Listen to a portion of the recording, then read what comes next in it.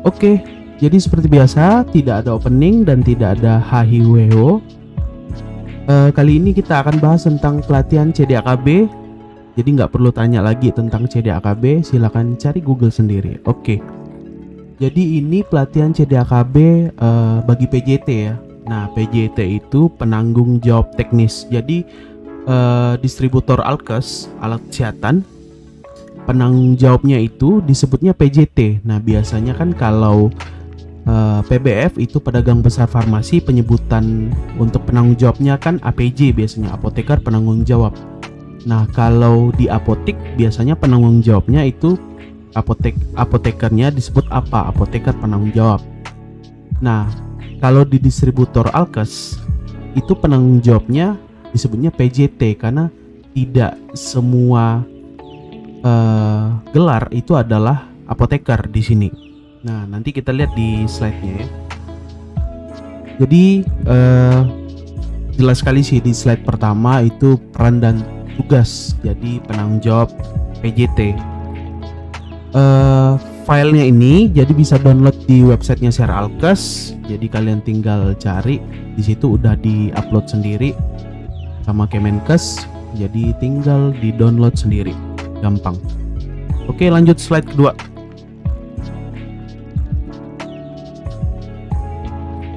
Nah, ini pelatihan CDAKB bagi PJT.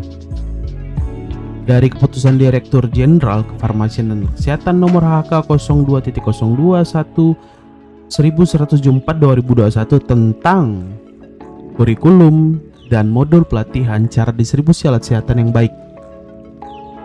Jadi keputusan Dirjennya Kefarmasian. Nah, inilah suratnya.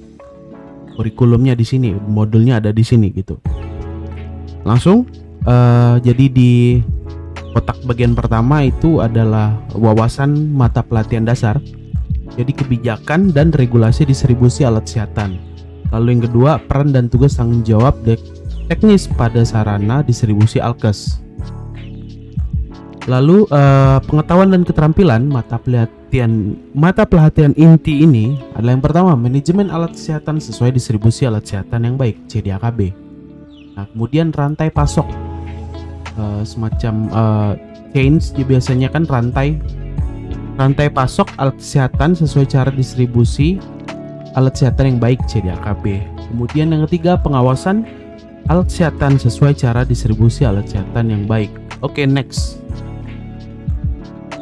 Nah, jadi hasil belajar ini setelah mengikuti mata pelatihan ini, peserta mampu memahami peran dan tugas penanggung jawab teknis PJT pada sarana distribusi alkes. Mudah-mudahan harapannya tercapai ya.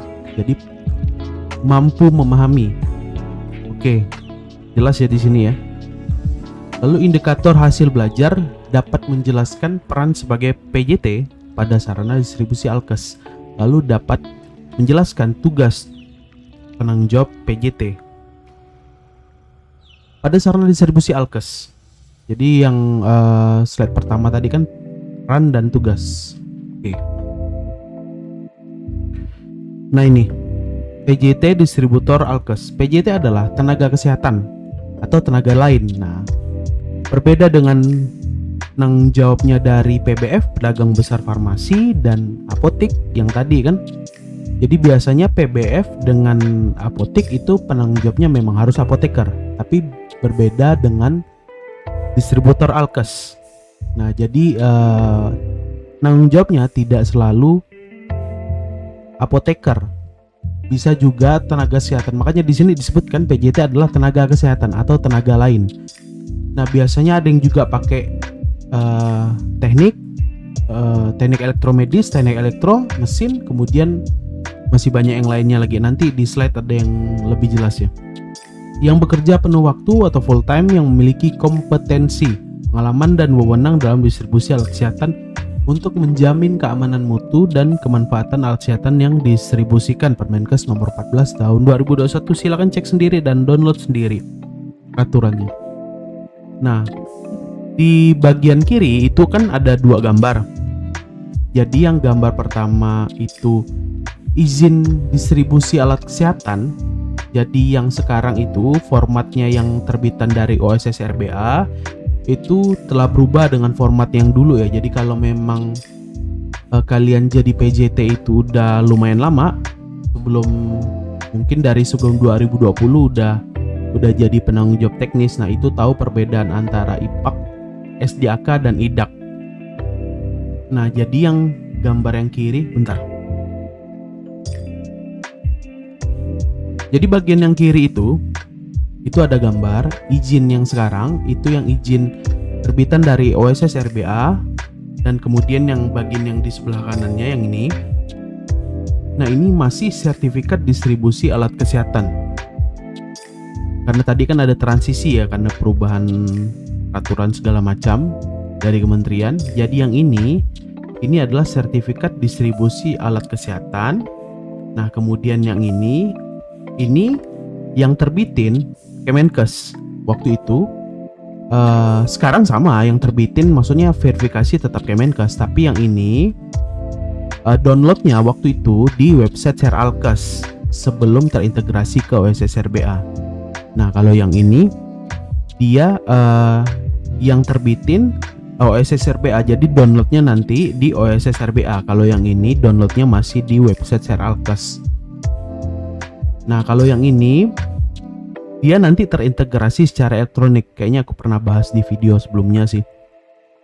Ke websitenya Seralkes. Ngerjainnya tetap di website Seralkes, tapi yang terbitin OSS RBA. Tapi kalau dulu yang terbitin website Seralkes dan ngerjainnya di website Seralkes sebelum ada OSS RBA yang masih pakai OSS versi 1.1 itu kan. Nah, sebelum SDAK itu dulu namanya IPAK. Jadi SDAK kan sertifikat distribusi alat kesehatan. Kalau IPAK itu izin penyalur alat kesehatan. Kalau yang menjadi PJT udah lama udah pasti tahu gitu. Nah, jadi ini kenapa mungkin bingung nih, wah bang kok selain ini izinnya ada dua nih, yang mana nih? Dua-duanya sama, tapi yang ini sekarang sudah tidak ada lagi. Jadi sekarang formatnya udah terbitan dari OSS RBA. Nah, ini personel yang bertanggung jawab terhadap keseluruhan proses distribusi alat kesehatan PJT tadi ya. Kemudian harus memahami peran dan tugasnya dalam mengelola alat kesehatan di distributor alat kesehatan. Oke. Nah, lalu mulai dari pembelian, penerimaan, penyimpanan hingga pengiriman alat kesehatan tersebut kepada pengguna dalam kondisi yang tetap terjaga mutu, sistem manajemen mutu, keamanan dan manfaatnya. Oke, sip. Nah, ini yang mungkin bagian yang penting di pelatihan kali ini. Kalau setelah saya pelajari gitu kan. Jadi ini adalah ketentuan PJT pada sarana distribusi alat kesehatan. Nah, kita baca dulu nih baru kita bahas ya. Harus memiliki satu PJT WNI yang bekerja full time dengan kriteria berikut ini. Pertama, berkompeten, berwenang, dan bertanggung jawab sehingga sistem distribusi berjalan dengan baik untuk menjamin keamanan, mutu, dan manfaat alat kesehatan yang distribusikan dengan latar belakang pendidikan minimal sesuai kolom di bawah. Nah, kolom-kolom ini adalah latar belakang pendidikan yang bisa menjadi PJT pada sarana distribusi alat kesehatan. Jadi tidak hanya apoteker, jadi D3 farmasi bisa, S1 farmasi bisa. Kadang-kadang mereka banyak yang kebingungan sih di luar sana. Misalnya gelar latar belakang pendidikan apa aja sih yang bisa jadi PJT ya gitu ya. Nah, ini dia. Jadi sebenarnya nggak perlu jelasin. Misalnya ada yang bertanya nih, Bang, apa latar belakang pendidikan yang bisa menjadi PJT? Udah langsung tinggal kasih slide ini aja, gak usah pusing. Nah, yang kedua, untuk distributor yang mendistribusikan 4 atau 5 kelompok alkes. Nah, jadi distributor alkes itu ada 5 kelompok produk alkes. Nah, maka PJT harus berpendidikan minimal S1. Kita lihat di sini ya. Untuk distributor yang mendistribusikan 4 atau 5 kelompok alkes, maka PJT harus berpendidikan minimal S1. Berarti D3 tidak bisa. Sekali lagi, D3 tidak bisa jika kelompok alkesnya itu 4 atau 5. Kalau 2 bisa. Kalau 3 beririsan. Ada file yang tulisannya itu beririsan sih. Jadi sebenarnya kalau kita mau aman ya udah S1 lah. D3 tanggung, takutnya nanti mau upgrade kan, upgrade kelompok alkes, misalnya commodity-nya makin banyak. Jadi ya kalau dari awal sih lebih baik sih S1 gitu. Nah, jadi D3 tidak bisa kalau 4 atau 5 gitu. Kalau 3 itu sebenarnya beririsan sih, tapi ya mungkin ada juga yang bisa ya. Itu. Lalu tidak merangkap jabatan sebagai direksi atau komisaris. Jadi PJT tidak boleh menjadi direktur. Nah, dalam hal perusahaan memiliki sarana produksi distribusi lain, maka harus memiliki penanggung jawab teknis yang berbeda. Oke, jadi tidak merangkap sebagai direksi atau komisaris, tidak boleh menjadi direktur, jadi komisaris. Nah, PJT itu harus tersendiri dia. Oke. Lalu yang ke-4, harus mendapatkan pelatihan cara distribusi alat kesehatan yang baik CDAKB yang dibuktikan dengan sertifikat pelatihan CDAKB. Nah. Ini menurut saya. Jadi kalau di bidang sarana distribusi alat kesehatan, bukan maksudnya untuk menggurui, tapi kita ya belajar bersama, diskusi bersama. Jadi kondisi ini, poin yang keempat ini menurut saya tidak apa ya, antara ekspektasi dengan realitanya tuh tidak relevan ya gitu ya. Jadi kan kalau mengikuti pelatihan CDAKB, sebenarnya maksud dari tujuan Kemenkes atau pemerintah ya baik ya. Misalnya PJT harus mendapatkan sertifikat pelatihan CDAKB, itu kan tujuannya ya biar mengerti, biar paham, biar tahu tentang sistem manajemen mutu dan lain-lain, rantai pasok segala macam. Tapi keadaan di lapangan yang selama ini perjalanan saya di sarana distribusi alat kesehatan itu tidak sesuai. Siapa yang salah? Saya juga tidak tahu. Tapi maksud dari pemerintah, maksud dari Kemenkes, maksud dari Dinkes provinsi itu sudah baik. Misalnya ini bukan suatu peraturan yang apa ya?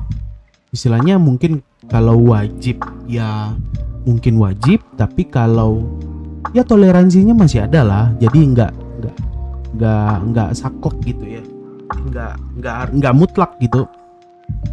Jadi peraturannya juga nggak mutlak sih. Jadi nah dalam perjalanan saya sendiri, saya pernah pelatihan itu pelatihan e-report ya, e-report alkes. Kalau CDAKB sih memang sepanjang perjalanan ini di sarana distribusi alat kesehatan saya otodidak ya belajarnya, maksudnya belajar sendiri. Kemudian ya ada file ini kayak gini, saya belajar sendiri gitu kan, ngulik sendiri. Kebanyakan sih ngulik sendiri sih. Mungkin bukannya nggak mau ikut atau gimana sih, tapi apa ya, misalnya kan seperti misalnya kami di Kalimantan gitu, misalnya pelatihannya di Jakarta gitu, waduh itu ongkosnya udah berapa gitu kan. Jadi ya budget juga sih sebenarnya. Ya kalau slide gini sih bisa dipahami sendiri lah. Intinya tuh memang kalau ada niat pengen buat belajar, bisa buat belajar sendiri. Tapi kalau teman-teman yang ada sertifikat pelatihan CDAKB itu lebih mantap. Tapi kalau saya tidak punya. Tapi saya udah, ini yang kedua saya submit CDAKB ya adalah gitu, maksudnya nggak juga apa ya, expert sih janganlah, itu terlalu berat lah. Tapi kalau pengetahuan tentang CDAKB ya adalah lumayan lah. karena hasil dari ngulik sendiri gitu kan. Sama terima kasih kepada Kemenkes dan pemerintah yang telah memberikan file-file pelajaran ini gitu ya. Jadinya saya juga bisa belajar mandiri di rumah. Oke, langsung yang ke berapa nih? 5 ya, full time ya. Full time bekerja penuh waktu jika penanggung jawab teknis tidak dapat melaksanakan tugas untuk sementara waktu, misalnya cuti sakit, cuti melahirkan, dan lain-lain. Distributor dan cabang distributor alat kesehatan wajib menunjuk penanggung jawab teknis pengganti sementara yang memiliki latar belakang pendidikan sesuai persyaratan PJT yang bertugas paling lama 6 bulan. Ini sih seperti kalau di pedagang besar farmasi kadang-kadang ada apoteker supervisi gitu ya, supervisi gitulah, pengganti sementara. Kalau biasanya kalau pedagang besar farmasi lumayan sering saya lihat ini yang pengganti penanggung jawabnya diganti sementara gitu ya. Tapi kalau PJT itu agak jarang sih gitu. Jadi memang agak jarang.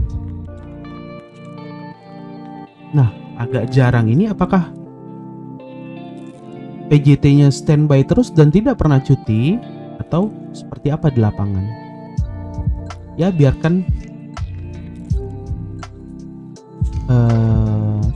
pemerintah yang audit sendiri ya seperti apa di lapangan. Oke, kita langsung ke ini yang di bagian 2 ya, poin 2 itu kelompok alkes. Nah ini ada 5. Jadi kalau sarana distribusi alat kesehatan itu kelompok alkesnya ada 5.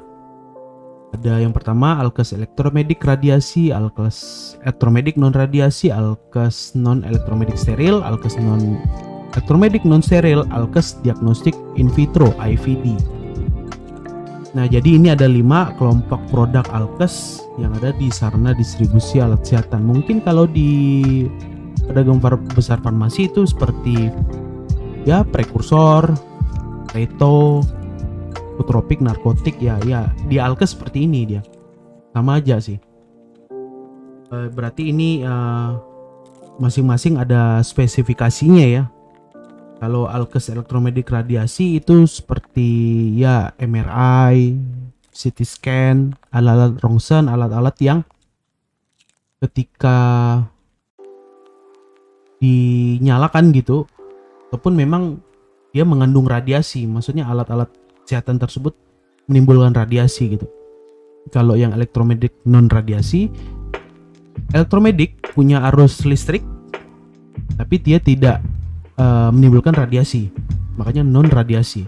Lalu alkes non elektromedik berarti dia tidak memiliki arus listrik dan ini steril. Nah, yang non elektromedik non steril berarti tidak memiliki arus listrik dan non steril berarti tidak perlu dijaga sterilitasnya gitu. Nah, alkes diagnostik in vitro ini yang berhubungan langsung dengan tubuh. Jadi seperti strip, auto check, gula darah, itu glukos gitu-gitu ya, koles. Nah kita bahas nih latar belakang pendidikannya gitu kan. Jadi nah apa-apa aja nih yang boleh menjadi PJT dan disesuaikan dengan kelompok alkesnya kan. Nah ini kita lihat nih yang pertama nih alkes elektromedik radiasi. Jadi kalau D3 atau S1 farmasi, D3 farmasi berarti boleh, S1 farmasi boleh, apoteker boleh. Nah, kemudian teknik elektromedik. Jadi D3 sama D4 teknik elektromedik itu boleh menjadi PJT. Nah, jika kelompok alkesnya adalah elektromedik radiasi. Nah, cara membaca semua kolom ini seperti itu ya. Kita contoh lagi ya. Jadi misalnya perusahaan A, distributor A, alkes ya, itu kelompok alkesnya misalnya dia bikin IDAK ya, berarti izin distribusi alat kesehatan. Jadi perusahaan A itu mau submit, mau pengajuan permohonan itu dengan kelompok alkes elektromedik radiasi. Kemudian bingung nih cari PJT. Nah, PJT apa yang boleh?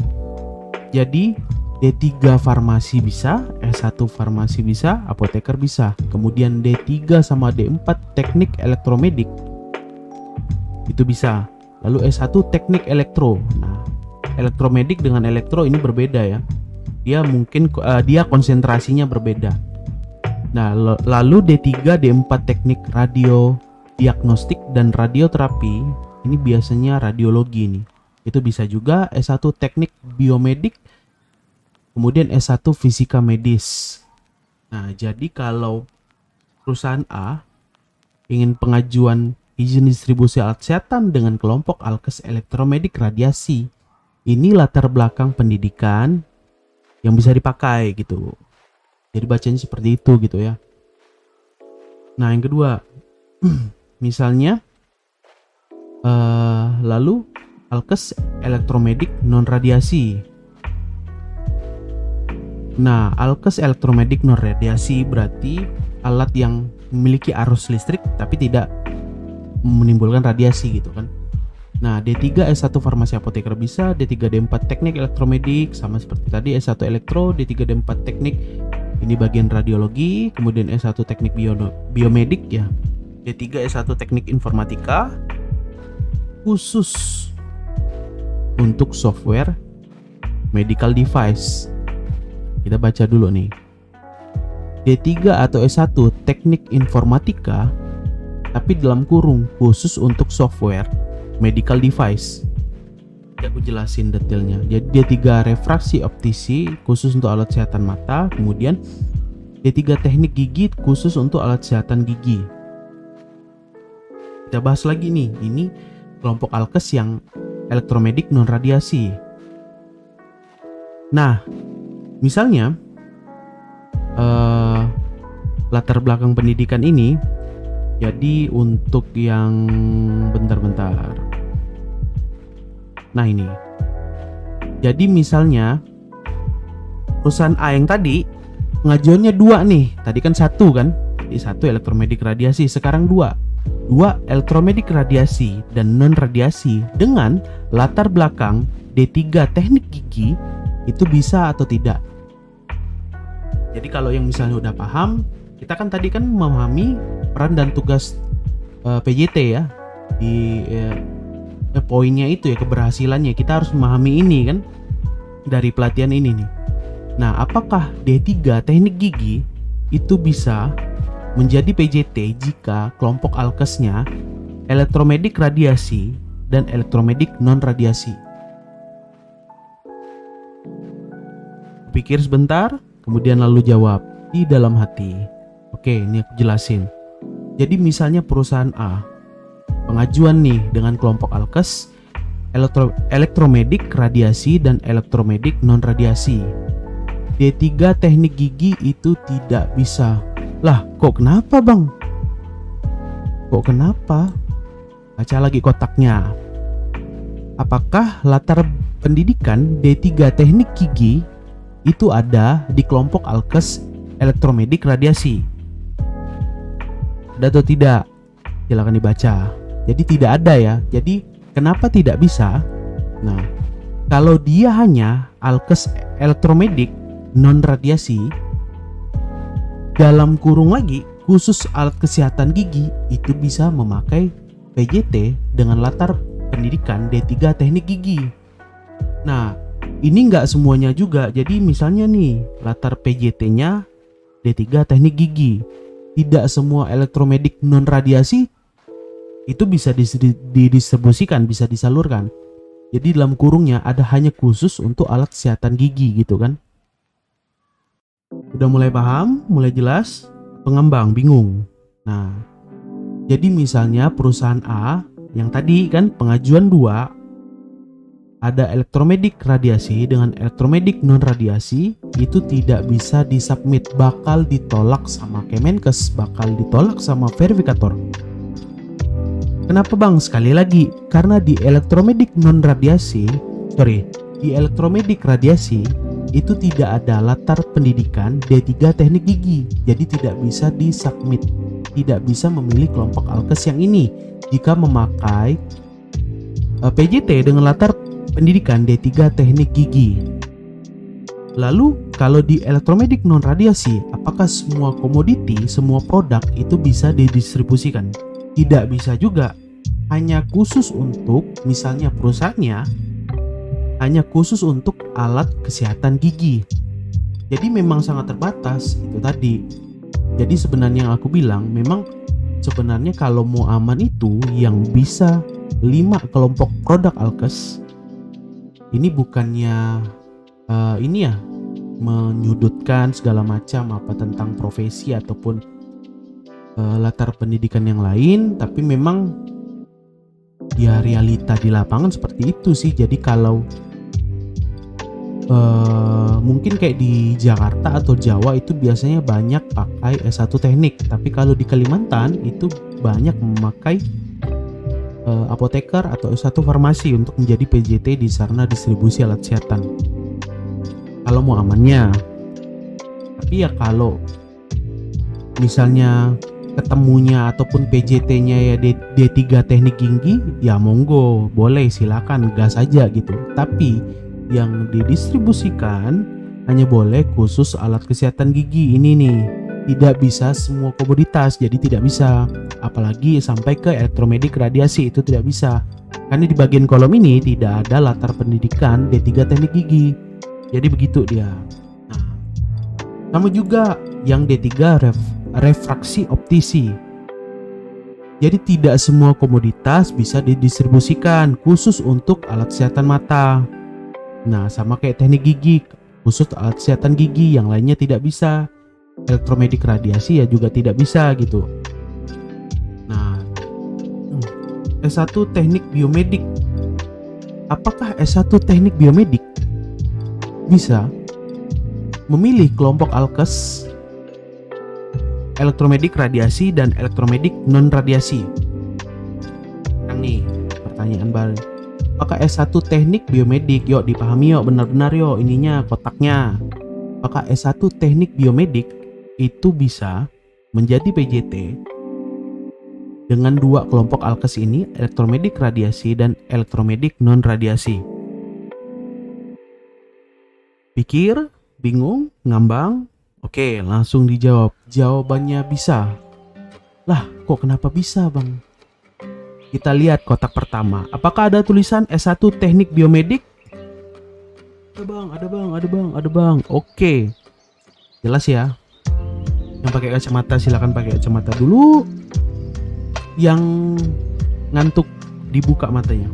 Jadi di kolom alkes elektromedik radiasi itu ada latar belakang pendidikan S1 teknik biomedik.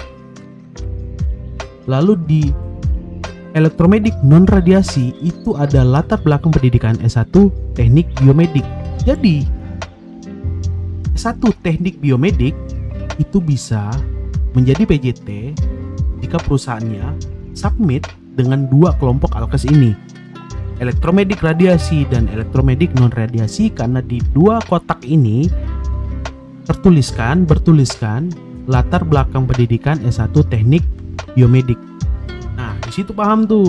Jadi cara apa ya? Enggak juga, bukan cara menganalisa sih, cara membaca lah, cara memahami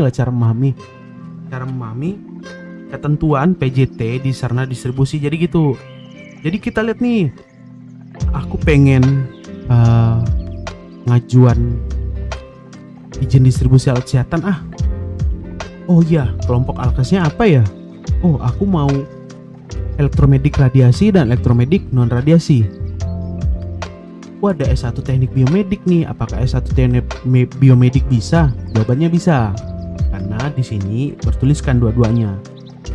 Jadi tertera. Oke. Nah, D3 D4 teknik radio diagnostik radioterapi, jawabannya juga bisa, karena di sini juga ada di elektromedik radiasi dan elektromedik non radiasi juga ada. S1 teknik elektro juga bisa. D3 dan D4 teknik elektromedik, apalagi D3 S1 farmasi apoteker sangat bisa. Dan itu paling atas. Saya juga tidak tahu kenapa ini paling atas. Lalu yang ketiga ya, warna biru muda. Nah, D3 farmasi, apoteker biasa.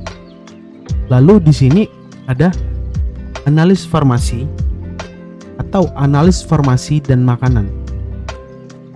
Ada tambahan baru nih. Nah, ini bisa sama refraksi optisi. Kemudian D3 S1 ahli teknologi laboratorium medik. D3 ortotik prospektik. Khusus untuk alat kesehatan ortopedi. S1 kimia. Wah, ini ada S1 kimia nih. Kemudian S1 teknik kimia, S1 teknik biomedik, D3 teknik gigi. Bahas nih. Lalu di sini apakah ini yang udah paham nih kan? Nah, ini pertanyaan nih. Apakah D3 D4 analis farmasi atau analis farmasi dan makanan itu bisa? Ini kan farmasi ini farmasi nih kan. Nah, tadi abang bilang farmasi bisa nih semuanya nih. Oke, kita lihat dulu nih. Term dan condition, S dan K berlaku. Nah, jadi analis farmasi apakah bisa menjadi PJT pada kelompok alkes, elektromedik, elektroradiasi, dan elektro non radiasi? Yuk berpikir. Apakah analis farmasi bisa menjadi PJT pada kelompok alkes, elektroradiasi, dan elektro non radiasi? Oke, jawabannya tidak bisa. Memang tadi farmasi semua, tapi bukan analis farmasi. Ini kan D3 sama D4 analis farmasi dan analis farmasi makanan. Yang bisa itu ya bukan analis farmasi, dia D3 farmasi, S1 farmasi, apoteker gitu. Bukan analis. Ya, jadi analis farmasi itu bisa di alkes non elektromedik, jadi alkes yang tidak memiliki ya arus listrik. Jadi elektro kan punya arus listrik. Nah, kalau ini non elektromedik yang tidak ada arus listrik dan steril gitu. Nah, ini steril. Jadi S1 kimia juga, S1 teknik kimia, S1 teknik biomedik, D3 teknik gigi. Sama seperti tadi. Nah, ini mungkin diskusi sharing ataupun ada yang mengetahui di lapangan seperti apa tentang jadi saya juga sedikit bertanya sih. Jadi latar belakang pendidikan PJT. Jadi kan kalau misalnya yang udah pernah pengajuan izin, jadi kan di surat permohonan itu kan hanya mencantumkan nomor ijazah. Di kontrak kerja antara perusahaan dengan PJT juga sama kan. Kalau pedagang besar farmasi itu kan harus mencantumkan nomor STR ya, surat tanda registrasi. Biasanya kalau latar belakang pendidikannya itu profesi, itu biasanya ada STR gitu kan, kayak perawat, apoteker, bidan, dokter. Nah, dan teknik elektromedik itu punya STR. Nah, tapi kalau S1 kimia, misalnya nih ada PJT S1 kimia dengan kelompok alkes yang ini, dia udah sesuai lah kan. Perizinannya, izin distribusinya, idaknya itu bisa tembus. Tetapi, nah, pada waktu sebelum misalnya disubmit nih perizinnya tetap bisa tembus karena yang dicantumkan hanya nomor ijazah. Tetapi ketika dia ingin membuat surat izin praktek, jadi kalau ada hubungannya dengan rantai pasok ini ya, jadi ketika biasanya kan dari produsen atau dari pabrik minta spesimen kan, minta kelengkapan berkas kita, itu kan ada izin, idak ini, kemudian SIP, SIPA, surat izin praktek. Nah, membuat surat izin praktek kan harus menggunakan STR. Tapi kalau latar belakang pendidikan PJT yang tidak memiliki STR, itu nggak tahu perlakuannya gimana tuh. Biasanya STR kan dapat ya difasilitasi organisasi kan, organisasi profesinya memang udah terbentuk gitu kan, jadi memang kelulusannya memang harus ada STR. Tapi kalau latar belakang pendidikan PJT yang tidak memiliki STR, pada waktu pengajuan IDAK-nya, izin distribusi alat kesehatan, itu memang bisa. Tapi ketika setelah selesai kemudian dia ingin membuat surat izin praktek, dan surat izin praktek itu harus menggunakan STR. Nah, bagaimana dengan nasib S1 kimia? Kelakuannya itu seperti apa? Bagaimana cara mereka membuat STR atau membuat SIPA? Nah, bagaimana tentang organisasi mereka? Apakah mungkin ya S1 kimia itu di bawah naungan organisasi profesi apa gitu? Mungkin bisa jadi ya. Nah, karena saya belum pernah ketemu, ya udah 6 tahun sih perjalanan di sarana distribusi. Saya belum pernah ketemu PJT itu latar belakang pendidikannya S1 kimia. Kalau yang teknik banyak saya kenal, itu bisa, mereka memang ada STR tuh. Nah, kalau S1 kimia itu nggak tahu nih gimana cara mereka buat surat izin praktek. Saya juga nggak tahu, belum pernah ketemu dan belum pernah berdiskusi dan belum pernah bertanya dengan Kemenkes dan Dinkes. Oke, yang ini teknik kimia sama teknik biomedik, D3 teknik ini. Lanjut yang ini non elektromedik non steril sama farmasi, apoteker, analisis farmasi, refraksi, optisi, ortotik, prostetik, teknik gigi, S1 kimia, S1 teknik kimia, S1 teknik biomedik. Nah, yang ini. Jadi tinggal dibaca ya, misalnya kelompok alkes yang mau diajuin apa, PJT-nya apa, lihat kolomnya. Nah, kalau kolomnya ada latar belakang pendidikan ini, berarti bisa memilih kelompok alkes yang ini. Nah, kalau kolomnya kelompok alkesnya tidak ada, tertera latar belakang pendidikan, berarti tidak bisa. Seperti itu, gampang. Ya, mudah-mudahan paham lah.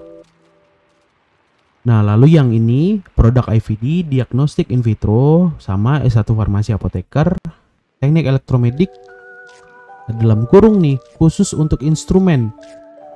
Nah, D3 S1 ahli teknologi laboratorium medik, S1 kimia, S1 teknik kimia, teknik biomedik, D3 analis kimia, dan S1 biologi. Apalagi S1 biologi.